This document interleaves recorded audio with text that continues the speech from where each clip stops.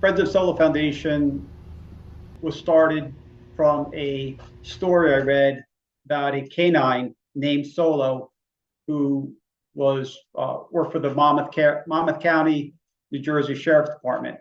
And unfortunately, he was killed on the line of duty in 1998. I didn't know Solo at the time. I didn't know Solo at all, actually. But because of that story, I made a promise that I would like to buy body armor for a K-9.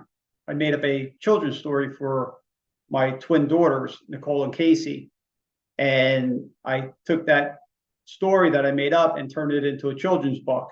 And a children's book is what basically started the foundation. I started selling the copies of the book. I published it, started selling the copies of the book. And within the first 6 months of publishing it, we bought our first ballistic vests. I called up the New Bern Police Department inquiring if they had a K-9 unit. And Lieutenant Dubé got back to me, said they do. They actually have 5 dogs. And I told them that we would love to be able to donate a trauma kit to them. We actually are on our 22nd vest that actually is going out next week. Trauma kits that we've given out is about 40 trauma kits so far, maybe 45 so far, including the New Bern Police Department. August 2016, I published. About 4 years ago, we started the foundation, rolled into a nonprofit, and we've been going strong ever since. He reached out to us and said, "Hey, I got a couple trauma kits for you. Can I bring them to y'all and donate them to your unit?" So we're like, heck yeah. So we recognized the need for trauma kits. Back in 2014, Officer Thalman was killed.